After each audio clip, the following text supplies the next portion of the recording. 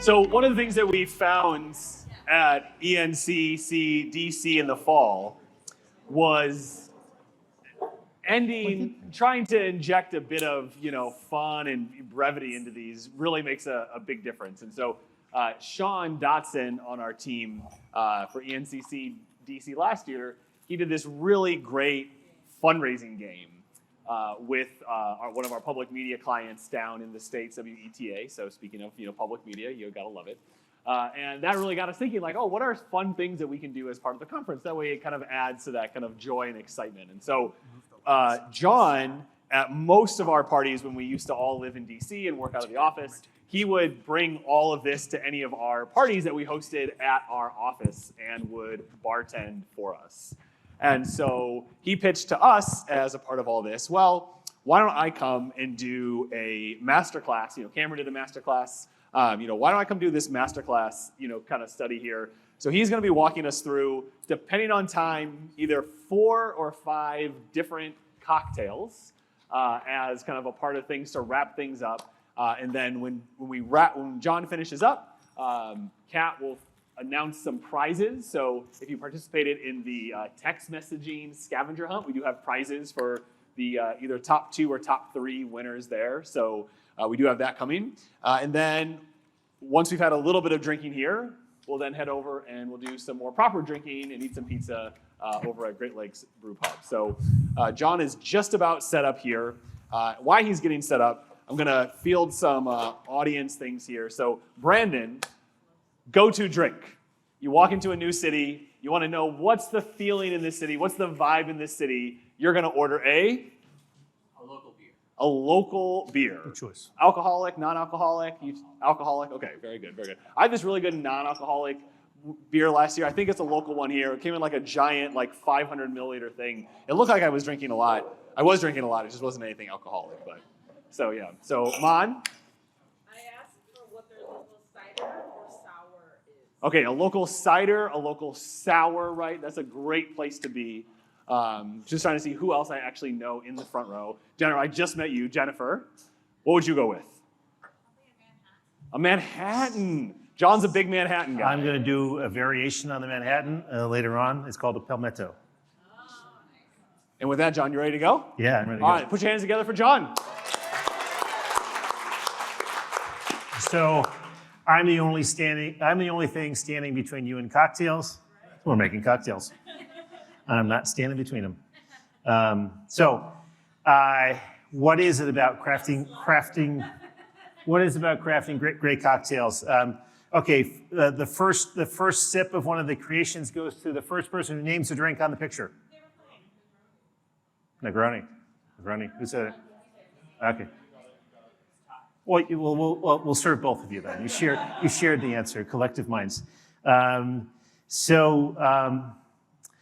What is it about great cocktails? How do you make great cocktails?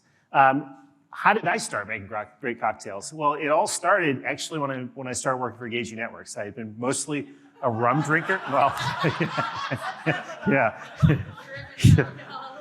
Yeah, those first days learning the product, Graham breathing down my neck. Ooh, yeah, I need a drink by the time I get home. We do have a health and wellness policy now, so it is. We do have it now. Yeah, and I come from Hardy stock, so we've got big livers. Scottish and Irish on one side, and Polish and Lithuanian on the other side. So really big livers. Yeah, I burn quickly in the sun, by the way. But I was mostly a rum drinker, and I've got my favorite brand of rum, which we cannot get in the States, Havana Club, because it comes from where? Cuba, where all the good rum comes from. Oddly enough, I went to university with Juan Bacardi, who is now the CEO of Bacardi Global.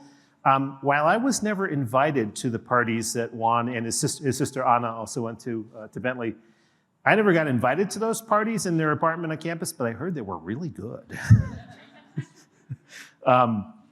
So when I started making cocktails, it just started to go to different bars, and I was kind of tired of drinking beer. And once you hit a certain age, your metabolism changes a little bit, and that beer just goes right down here and stays. So I said, I got to try something different. And I liked drinks like the Dark and Stormy and margaritas, all the usual fare. But I'm like, there's more to this world. And I see this on cocktail menus. I really don't know what any of this stuff is. Guess what? I just started ordering it. Oh, I like that. I like that. And that's like A/B testing. Figure out what you like. So then I just started buying better ingredients. So for me, it comes down to three things. Great ingredients. Now, I started out with some lesser ingredients, and I'm also not really thrilled with the LCBO's selection of gin, or at least the one I went to. So I was looking for Heyman's Old Tom gin. I had wound up with Tanquerays. I didn't have any Old Tom style gins. Gin is this wide spectrum of flavor and complexity and mind-boggling what gin is. Rum is like this, whiskey's like this, but gin is just this whole big thing. What I also like, so for the ingredients, I want to get the best stuff. So that's why whenever I come to Toronto, which is frequently, I load up the bag. So that roller bag goes in the overhead on the way into Canada. On the way out, it has to be checked because maximum number of bottles I ever pulled back was 10. I put 10 bottles into a roller bag. I didn't exactly tell customs what I was, nothing to declare. And I later found out I'd been in violation for many years. Anyway, nobody here from the U.S. Custom and Border Patrol here, no. Actually, I have a cousin who works for CBP, so if I get in trouble, I'll call my cousin Jim. Anyway, so ingredients, essential ingredients being the spirits you use, obvious one, but then also juice. And you squeeze fresh juices. We just were in the back room squeezing lemons, limes, and grapefruit to get these fresh juices. I've got a bunch here, a bunch of limes for garnish. Always fresh. Herbs as well. I like a lot of savory flavors in my cocktails, so I have things like thyme here. I'll show you one of those in a moment.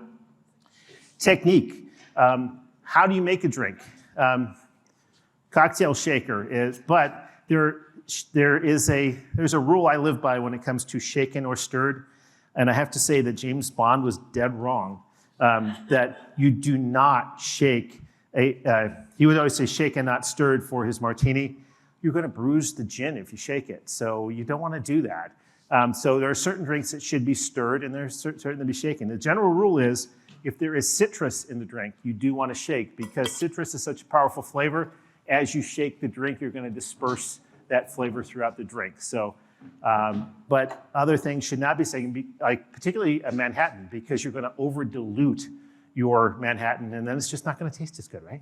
So,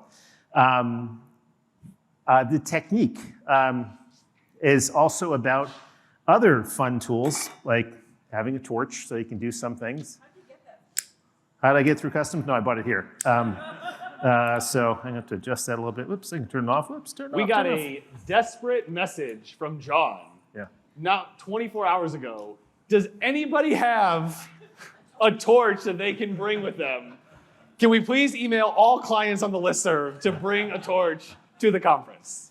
We said no. So Morgan said earlier she loves it when I come to town because she gets all kinds of stuff because she lives here. I can't take this back through customs. So guess what? Morgan, you're the lucky winner of our culinary torch, complete with a can of butane.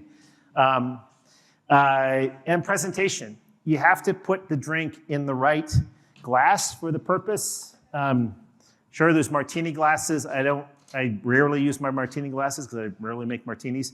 I like the coupe glasses, the more round. Most of the drinks I make are spirit forward. You want it, and what that does is it opens up the drink for aromatics as well. You can smell it. And you always want to chill your glasses in advance so your drink stays cold while you're doing it. So there's these three key things: ingredients, technique, and presentation. The little picture there. I also like to work with whatever fruits in season.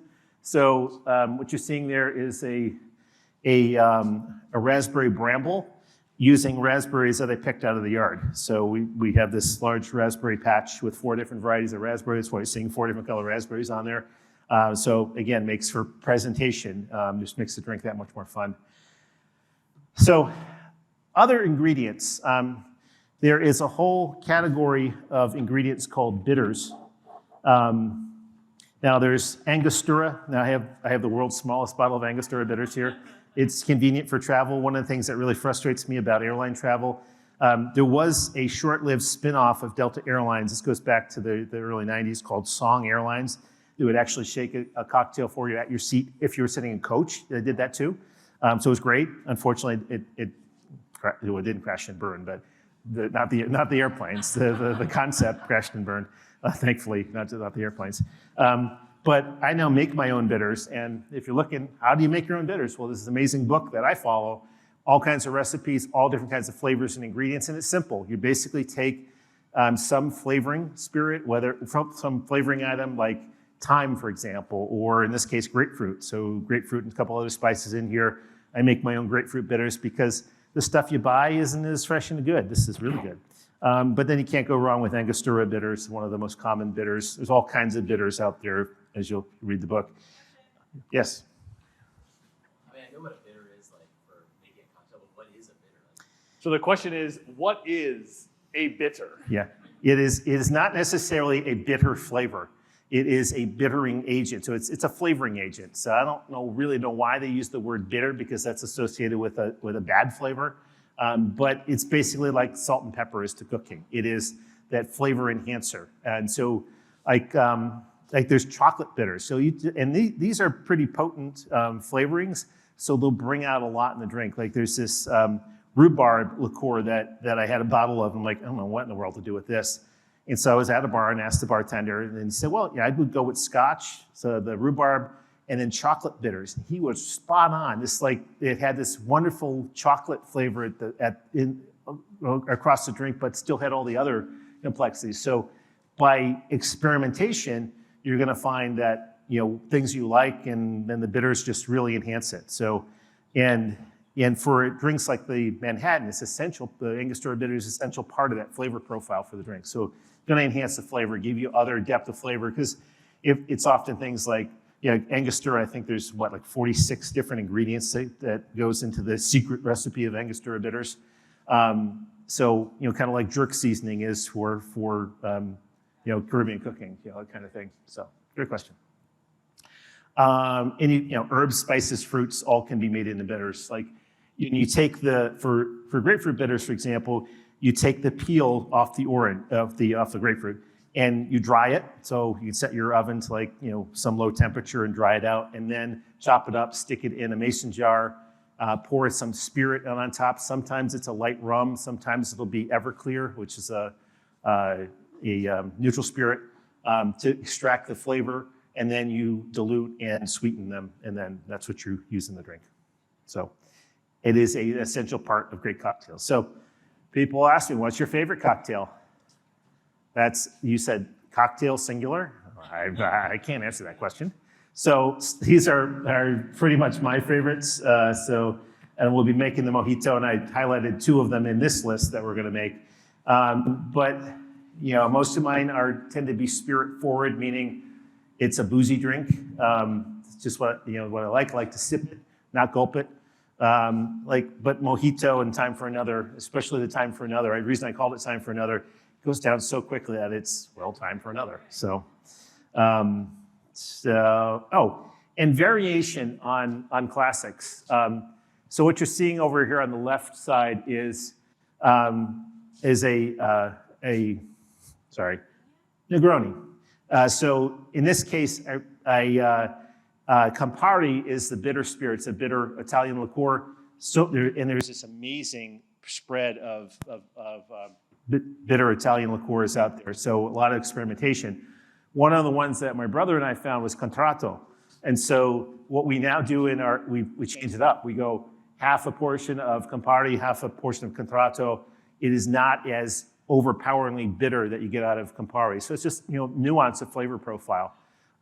So you can take classics. And the bottle you're seeing on the far left is basically the only sweet vermouth I use. I do have Antica Formula and some others in the bar, but Casa Mariol Vermouth Negre from Spain. And it's dumb luck how my brother and I discovered this. We were both in Barcelona at different times. And if anyone ever been to Sagrada Familia in Barcelona, the church that will never be completed. And so you have this experience after you're walking in, like, oh my God, that place was amazing. And you wander, and when both of us did the same thing, did 2 different trips that we were on, we wandered around the streets around there, and then said, "Oh, I need a beverage. Oh, hey, that place looks cool." We happened to both wander into the Casa Mariel bar a few blocks away, and that's how we both discovered Casa Mariel Vermouth, and it's fantastic. It is, and for vermouth, for sweet vermouth in particular, for dry vermouth as well, the trick is if you want to drink it on its own, use it in another cocktail. But things like Martini and Rossi, garbage, absolute garbage. Don't go. I started with that, but then I eventually elevated. And it is a little bit more expensive, but it's absolutely worth it. It makes it for a much better drink. And gin, I'm always experimenting with gin. So if you want to stock your bar, where do you start? So that's a view of the current bar. I'm buying a house and moving out of my brother's house finally. He's let me live there rent-free because he's moved to Cape Cod. But the well is what you're seeing in the picture closest to me. That's the stuff I'll use like every day, and that varies as to what's in there. But there's always a whiskey, a rum, or actually there's always 2 whiskeys in the bar. There's a bourbon and there's a rye. Again, different flavor profiles. There's always those same two bottles of rum are there, not those very same bottles. There's always a vermouth. There's other stuff in there, and smoke. Smoke I include as an ingredient. This little metal thing, I usually have it with sawdust in it. So my brother's a woodworker, so he produces sawdust by the pile. And so that then gets the torch action and gets the glass inverted over it to collect smoke in the glass. Then I go about making the drink and then flip it over, pour the drink in for like a smoked Negroni or a smoked old fashioned. So yes, question. The question was, what kind of sawdust are you using? Sawdust, yeah. My brother does a lot. My brother does a lot. My brother, the woodworker, also made a custom muddling stick. That is purple wood in the center. It's an exotic wood, and then I think that's walnut. So that's not figured enough to be walnut. That's curly maple. Yeah. But it depends on what he's produced. He does a lot of oak, where I started to learn about smoking drinks, there's this amazing bar in Washington D.C. where we've hosted some events called Bar Nero, and Jonas, who was the lead bartender there, he made a smoked old fashioned. That's where I learned it, and he brought out these 2 pans of sawdust, and he said, "Would you like apple or cherry wood smoke?" And I'm like, "Damn." I went with cherry because cherry is a flavor I associate with. So you do get different flavor from different wood. So great question. I think I mostly I have a lot of cherry. My brother worked in cherry a lot, so we've got a lot of cherry sawdust hanging around. So yeah. And it's sawdust. Wood chips don't smoke as well, but sawdust produces a lot of smoke quickly. That's why we use the sawdust. So the front bar, and then what you see in the background with the close-up there is my back bar, where all kinds of stuff is located. At one point, the bar was over 80 bottles. I've been intentionally running it down because I'm going to be moving soon, so I don't want to have to schlep all that stuff out to Framingham. But always looking to add new stuff to the bar. So going to different places and having great cocktails led me to this idea, and the reason that's in italic around the world in 80 bars. That will be the title of my first book. I haven't written it yet, but I've trademarked the names. Don't even go near that. But I was in Mr. Fogg's. So you see the menu for Mr. Fogg's Gin Parlor. So in the Covent Garden section of London, I was just wandering around London when I was there for ENCC last year. For ENCC, Ben and I were over for that. And I wandered into, so on the ground level, it's Fogg's Pub. So it's your typical English pub, beer, all kinds of different beers. But then there's this secret door at the back of the space, and if you ask nicely, they'll let you upstairs to Mr. Fogg's Gin Parlor's beautiful Victorian room with amazing food and accoutrements and amazing gin cocktails, all gin cocktails, absolutely amazing. So Mr. Fogg is in Phineas Fogg from Around the World in 80 Days, Jules Verne, one of my favorite authors ever. And I sitting there having this wonderful cocktails, light bulb goes off over my head, and it's Aha, Around the World in 80 Bars will be the name of my first book. So the book will require much primary research. You just got to go places and have cocktails. And so as I travel, so these are already in the top 10 of two of these I haven't been to. I'll talk about those in a moment. But my last visit two visits ago, actually, when we were here for ENCC in August, I came back for AFP Congress and here again. And I do actually have a reservation for 6 at Bar Chef tonight here in Toronto at 9:15. So it's me and Ryan Byerjan are the only ones who've committed. I think Kat might be in. Are you in? Are you okay? Okay. We're also having another thing going on. So if anybody wants to come out for some great cocktails, I got 4 more seats in my reservation. So please tell me. And if you're a client or a prospect, it's probably paid for. So yes. First round's on me, by the way. First round's on me. Oh, twist that arm. I actually have Bar Chef on my top as the top bar that I've been to because it is so good. Mon was with us the last time. They do such amazing presentations, such creativity.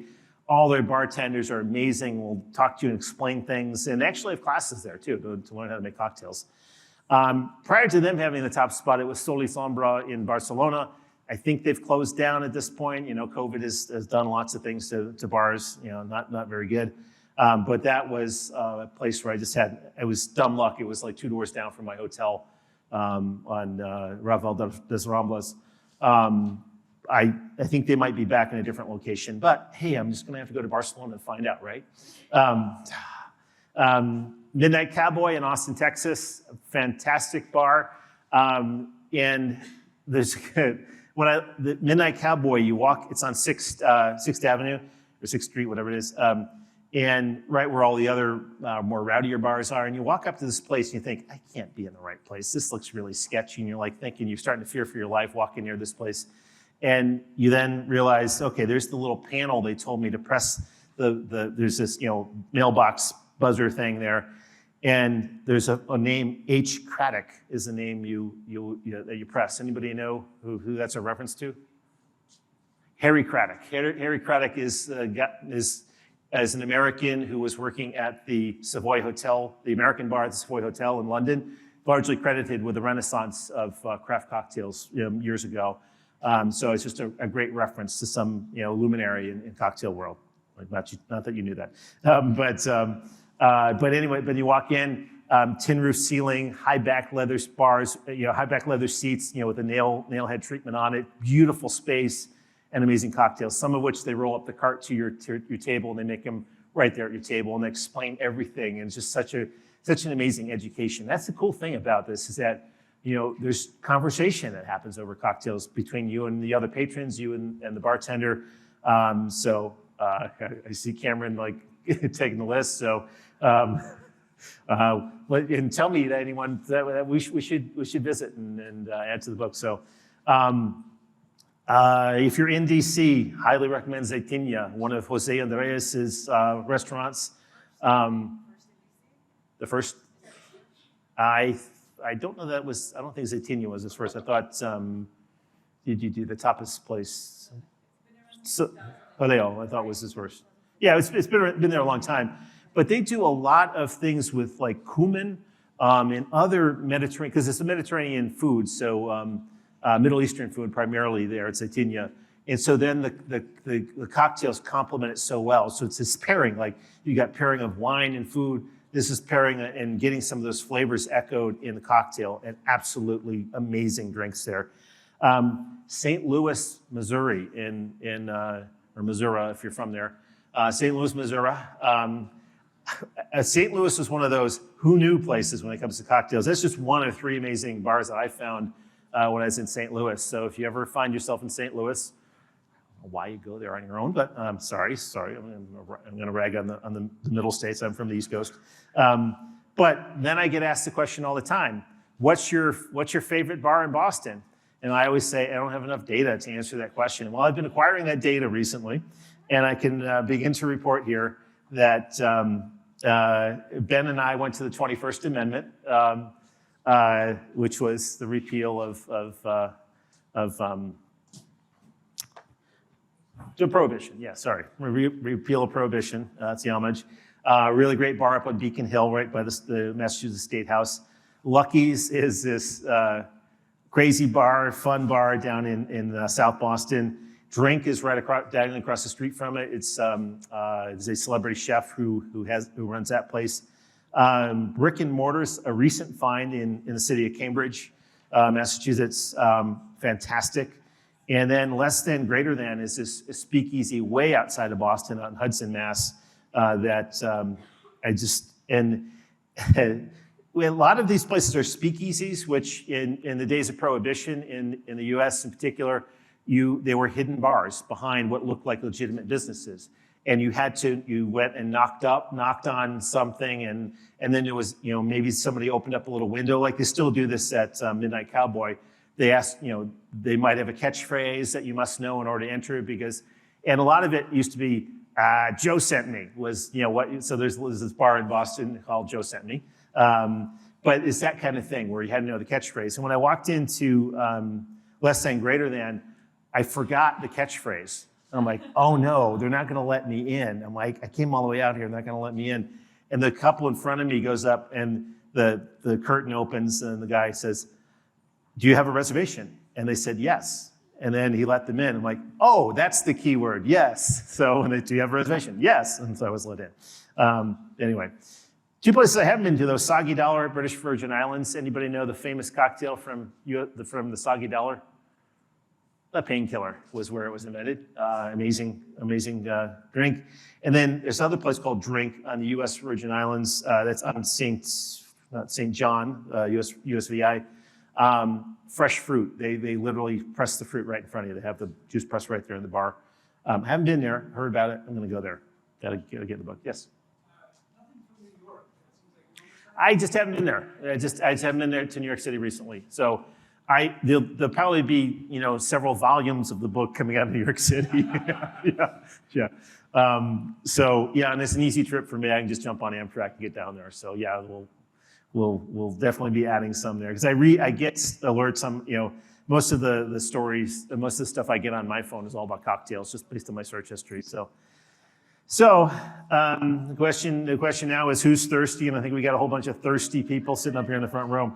The little video playing in the background is Al Pacino and Keanu Reeves in Devil's Advocate, where Al has this great line, "You look like you could use a drink." You look like you could use a drink, so we'll make drinks for you. You didn't know I could do Al Pacino, did you? So first up, and we also want to relate this back to the purpose of why we're here, to learn about digital engagement for your organizations and the work that nonprofits do. So I'm going to relate some of this back to what we're doing here. So the first drink I'm going to make is the mojito.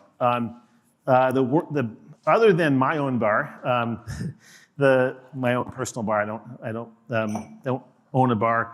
Although my oldest brother and I often start conversations with this phrase, "This is a bad idea, but." He lives in Orleans, Massachusetts on Cape Cod. So if you don't know where Orleans is, or you don't know where any place is on Cape Cod, what you do is you hold out your right arm like this to make the shape of Cape Cod. Orleans is down here, right on the elbow of Cape Cod. So there you have Massachusetts geography as well. The mojito, where was I going with the story? So best mojitos we ever had in a bar. We've had this bad idea of opening up a Spanish tapas restaurant in Orleans because once you get past Hyannis, the restaurant scene just drops because there's less population. So he's a former chef. I obviously make cocktails. It could just totally work. So it could be our worst idea ever. It could be the best idea ever. But anyway, we might do that soon. I don't know. The mojito, we had our best mojitos ever at a bar called the Lighthouse Bar on Grand Cayman. It also is probably the setting there in Grand Cayman if you're obviously on vacation. But it's a great drink for warmer times, and it is a minty fresh drink.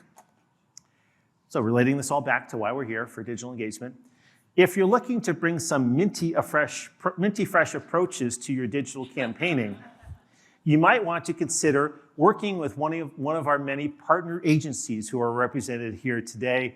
Any of you partner agencies, could you just wave your hands here, remind our clients who you are, because they can bring some great new ideas, as you heard from many of them presenting today. So minty fresh ideas.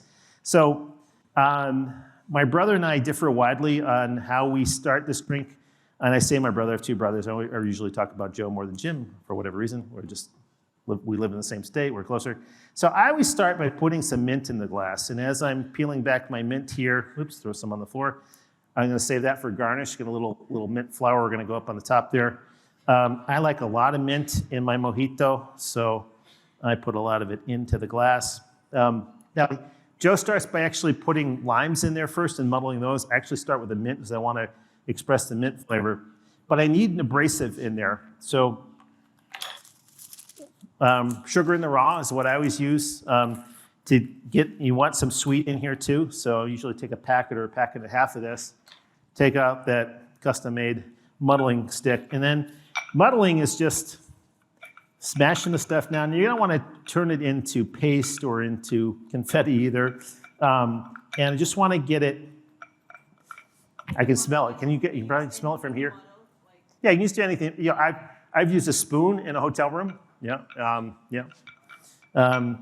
Improvise, adapt, overcome. Works for the Marines, works for cocktails. But if you have somebody who's your brother who's a woodworker, hey, you get some of this stuff. So, you smell the mint from here? Yeah, exactly. So that's why I always want to express the mint first, because I want that aroma and I want that flavor all in the drink. And then I've got some limes that I've cut into eighths here, and I usually take about 4/8 of lime, in other words, half of lime, and actually put the whole thing in there. Squeeze them. Yeah, I love a lot of lime. Love a lot of lime in my mojito. And then muddle that down too, get more of the juice out. And now it's time for ice. Oops, ice on the floor. I did not promise that I would not be messy. So that looks like, that's plenty ice. Okay, so it's a rum-based drink, and I usually go with a light rum. So I've got the Havana Club 3-year aged rum. Much better flavor profile than the Bacardi Silver, the Bacardi White. That's why I like this. And just a beautiful vanilla aroma to it. And I usually have speed pours in all my bottles and just invert. The speed pour is one of those small nozzles. When you invert the bottle, you count to 6, that's 1.5 ounces, because it's the flow rate for it. So I'm just gonna measure though, because I didn't bring any speed pours with me. 1.5 ounces, so it's not a lot of booze. And everything in moderation, including the booze you're putting into your drink. And we're gonna use club soda. Club soda, some people use seltzer, but club soda, anybody know what the extra ingredient in club soda is over seltzer? Salt, yes. So salt, like adding to food, is gonna express flavor. It's gonna do the same thing for your drink as well. And I found the world's tiniest cans of club soda. Usually I get bigger cans or bottles of this stuff. And just to fill up the glass a bit here, maybe a little bit more ice in there too. Before I do that, that's why I brought the spoon. Now, a lot of the flavor in the mojito is down here, down the bottom of the glass, where that mint and that lime is. So take a bar spoon, nice long handle, thin spoon, and I just like to just move that stuff up into the drink, get some of that sugar off the bottom. Just give it a little stir, not stirring where I'm gonna knock all the bubbles out of the club soda. And then the thing I like to do as an extra little garnish on the top, again, if I have a speed pour, I'll just do a little bit, but in this case, I'm just gonna use a thumb just to hold it back. Just a little float of the darker rum on top. Bigger float.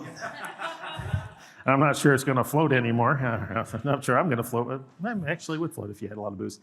And then the reason I saved this a little bit, because I need a garnish for this drink, and I want it to have more aroma coming out of it. So I'm gonna just slap it and fan it out, and there we have a mojito. Oh, yeah. Who's up?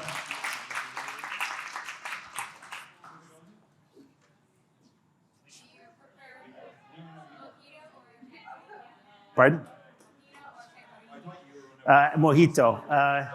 The question is caparina or mojito. So caparina is for Brazil, or yeah. So caparina uses a cachaca. So cachaca is not rum. It's sort of like rum because it's made in a similar way. Very different flavor profile. But I always have rum. I don't have any cachaca at home. I do have other things like it, but not specifically that. But another great drink. So again, variation, and trying different things. So mojito is your first drink. Now, the next drink is called the Dark and Stormy. Now, the Dark and Stormy has actually been trademarked by the Gosling's company. So Gosling's makes the primary rum. Gosling's Blackstrap, is that the right name? Yeah, Gosling's Blackstrap rum.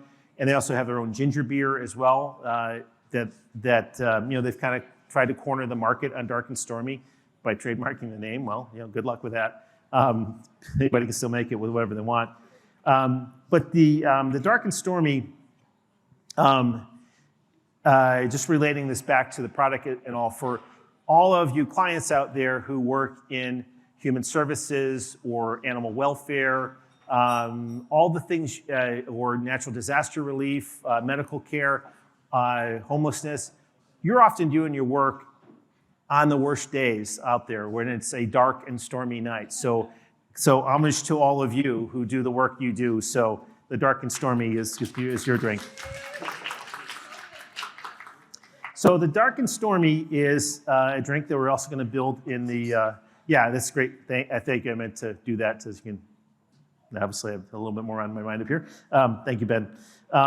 So the Dark and Stormy, I like to, sure, the Gosling's Blackstrap rum is great. It's a really molassesy rum, so it's a really strong flavor. But I like, again, better ingredients. So I usually go with the Havana Club 7 with this. This is a 7-year-old aged rum. Obviously darker in color, not the bottle's darker too, but if I'm so inclined, I'll actually take a bar spoon of molasses and mix it in there, just so I get that flavor profile. I didn't bring any molasses with me. That would be another bad thing to stick in it would be a really bad thing to have explode inside your luggage. So I did not bring any molasses with me. Starting with this is where I probably differ on a lot of people as to what goes into the Dark and Stormy. Yes, I like a lot of sour. I like a lot of lime in my Dark and Stormy. So this is another drink where I put a bunch of lime in the drink. I might muddle it, I might not. I am going to today. And then it's onto the ice. Not too many ingredients in this drink, pretty simple drink. Some ice in there. And I'm going to use 1.5 ounces or more of this one, the Havana Club 7. Actually, I want 2 ounces there, fine, whatever. And then a really good ginger beer. And thankfully, the Farm Boy is the store here that I grabbed all this stuff at. And they had Fever Tree, among others. But Fever Tree is really great stuff. And I just add a bunch of that here. So we're diluting the liquor here with a bunch of ginger beer. Ginger beer, despite its name, this is not alcoholic. I'm just going to top that up with that. And another place where I'm going to give this a quick stir just to mix the ingredients up. So ginger beer, rum, and lime. Simple drink, but the secret ingredient for garnish and a little snack. Ginger beer is in there, so I buy candied ginger. So candied ginger is basically dried ginger with sugar on it, and I just float that in the drink, and that is the Dark and Stormy. And that, as that ginger piece soaks in all that drink, it usually drops to the bottom of your drink, and you drink, you got a really nice little snack to pull out of there and on. So, who's this going to? Whoever, or divide it up, however you want to do it. Yeah, sorry for not having a pitcher where we could serve this stuff easier. So, time for another.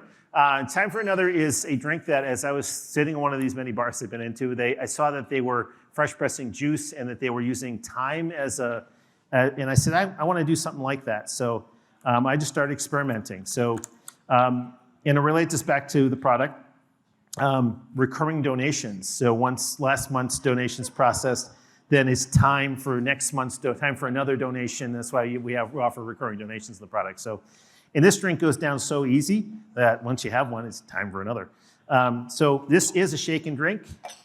And what we're going to work with here is we're going to go with, now I prefer 1.5 ounces of Hayman's Old Palm Gin is my preferred gin in this drink. Unfortunately, El Scipio didn't have any. Yeah, Ben's enjoying it. How is it, Ben? It's wonderful, John. Thank you so much for doing this. So 1.5 ounces of gin goes into the shaker. Another ingredient I make, I take thyme. This is thyme here, this herb. I make a simple syrup. A simple syrup is exactly what it sounds like. It's just 1 part water, 1 part sugar. So I make a simple syrup, and then I steep the thyme into it to get the thyme flavor into the syrup. And then usually I have a large bottle. This is my sister-in-law's favorite drink, so I always have this stuff on hand. And I'm going to use 1/2 ounce of this syrup. And just measure that out. So we got 1/2 ounce of the thyme simple syrup. This is going to use grapefruit juice and lemon juice. So I'm going to use 1/2 ounce of grapefruit juice and 1/4 ounce of lemon juice. And what we were talking about bitters earlier, I do make my own grapefruit bitters. Which bottle is it? And I have these in stopper bottles, so the little stopper drops. What do you call these things? Eyedroppers. Usually it's 2 dashes. Now a dash actually has an actual measurable volume. It's 3 drops, and the drops has a milliliter equivalent. But 3 drops is a dash, and so yeah, there's all this variation of measurements you didn't know about. So I got in there the gin, and just make sure I got everything. Gin, the thyme syrup, grapefruit juice, lemon juice, and grapefruit bitters. 5 ingredients, pretty simple. This is a shake and drink. Ooh, shit. Okay, it's going to be a smaller volume than planned. Let's top that up. Yeah, at the Engaging Networks holiday party in DC a couple years ago, I was enjoying a few of the cocktails while I was making them for everyone, and I literally dumped a drink right on the floor because I wasn't looking where I was pouring, and yeah, it happens. So we're just going to make another portion here to cover what I poured on the stage.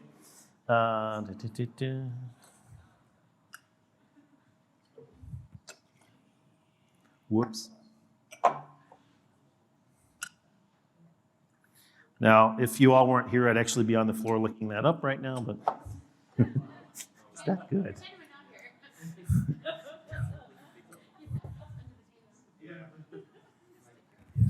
Like when a fly lands in your drink, what do? You hold it up the rim. Spit it out, spit it out.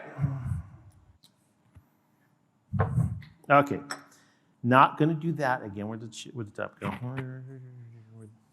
Right there, right in front of me. I haven't had anything to drink today, wow. So shake and drink, happiest sound in the world. Picking it up on the mic. And into a coupe, put this into a couple of coupes. Yeah, martini glass on a coupe, sorry.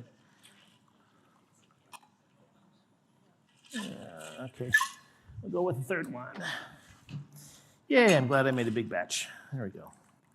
Give more people a chance to sip this one. Okay, so then for our garnish, we're just gonna take a sprig of mint, and again, oops, don't drop them on the floor. Well, hey, I had to garnish the drink that's on the floor too,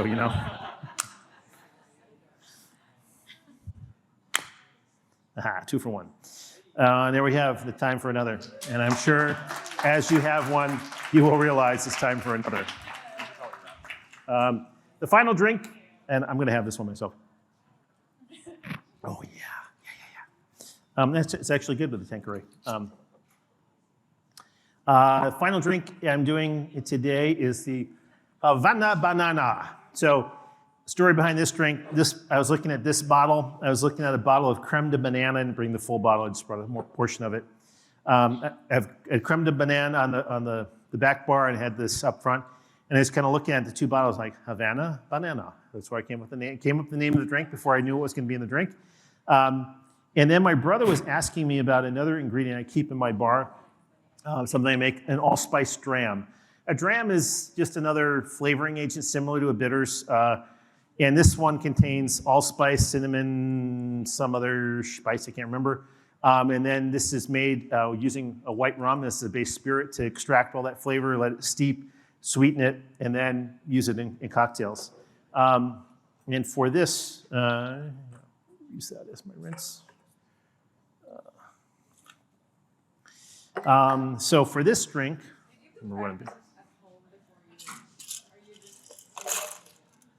I did a mental walkthrough of like what I was going to do when I even planned pouring the drink on the floor. Yeah, I did that, and we did that in rehearsal and went over big. So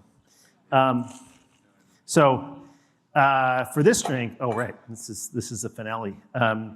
Okay, so for this drink, it's actually another simple drink. Again, most cocktails are actually simple, unless you go to the Midnight Cowboy where they'll have like 8 or 9 ingredients in those amazing cocktails they make, which is worth the effort. So, 1.5 ounces of rum, the dark rum this time again. Do I do 3/4 or do I half? I'll go 3/4. I don't really remember the recipe right off the top of my head. That's why I have Google Keep on my phone, because I have all my drink recipes in Google Keep, so I can just pull up my phone and remind myself. I'm going to use 3/4 ounce of creme de banane. And where I came up with the 1.5 ounces, 3/4, that's my usual method of primary spirit and secondary spirit. Like for a margarita, I'll go 1.5 ounces of tequila, 3/4 ounce of whatever triple sec, use Guamalier or another orange liqueur that I use all the time. And what am I missing? Sorry. Oh, yeah, thanks. The allspice dram, of course. Thanks, Ben, for the prompt. And I'm going to go 1/2 ounce on this because it's pretty potent. And this, to relate this to the product, A/B testing. And testing your pages and your campaigns before you make them live. This was an iteration that I just had this idea, made the first drink with some portion of all these ingredients. My sister-in-law liked it. My brother and I had that look on our face where we both knew what the other one was thinking, where we both said it needs lime juice in there. Initially, I thought lime juice would be good. Got some fresh squeezed lime juice here. And we went with very small portion, a teaspoon. Most bar spoons, they're not all created equal. They all have different volumes, but this one is an actual teaspoon. So I'm just going to take a teaspoon of that and drop it in. So it doesn't take a lot of, whoops, there's a little more than one. Doesn't take a lot of citrus to flavor the drink. And got my 4 ingredients. No. Jeez.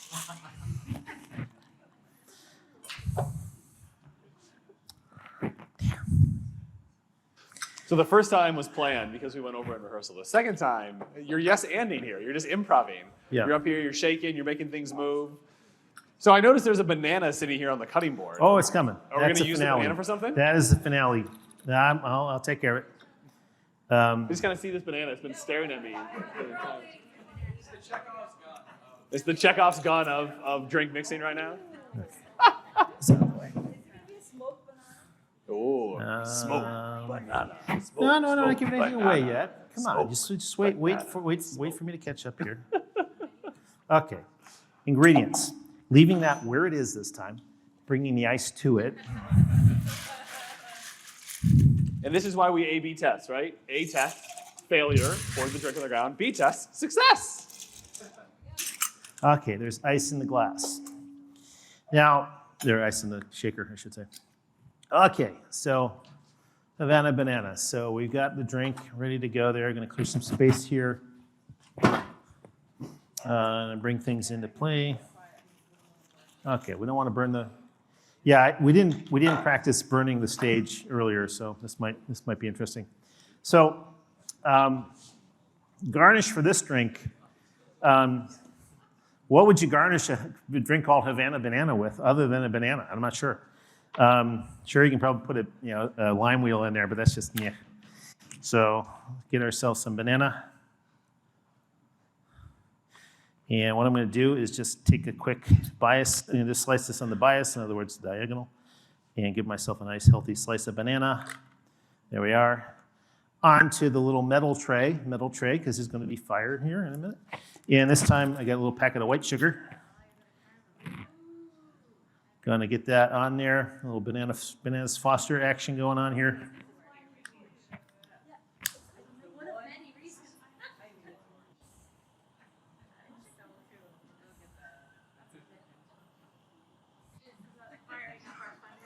Firing up your fundraising efforts. Yes, indeed, right here on the live stage. Come on, fire. Caramelize. There we go. Getting some brown coming out of there now. Oh, yeah, there we go. There it is. All righty. We have our nicely caramelized banana slice. So, the last where. Oops.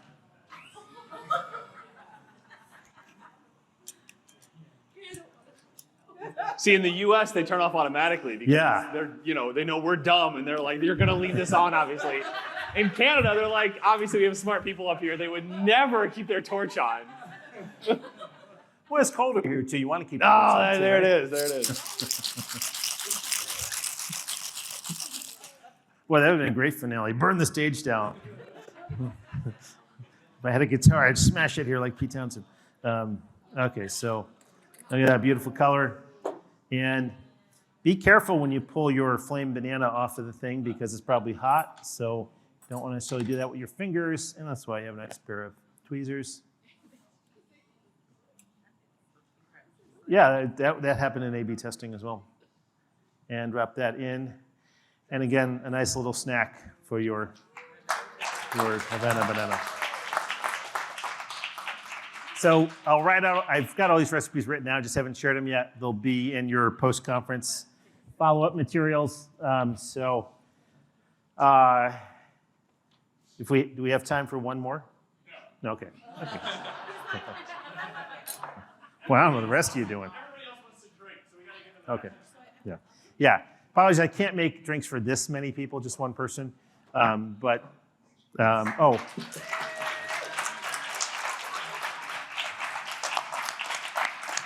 All right, let's hear it for John. Thank you, John. This is the most involved session we've ever had. So, in the last release notes video, Matt Barr from Yibu incorrectly identified the Elvis impersonator in the video. They thought it was Simon Dunan of our UK team. No. Thank you very much. And that's me at AFP Icon back in May of last year. You know, it was in Vegas. We had to make something memorable at the booth because we never do well at that conference. So yes, I dressed up like Elvis in Vegas.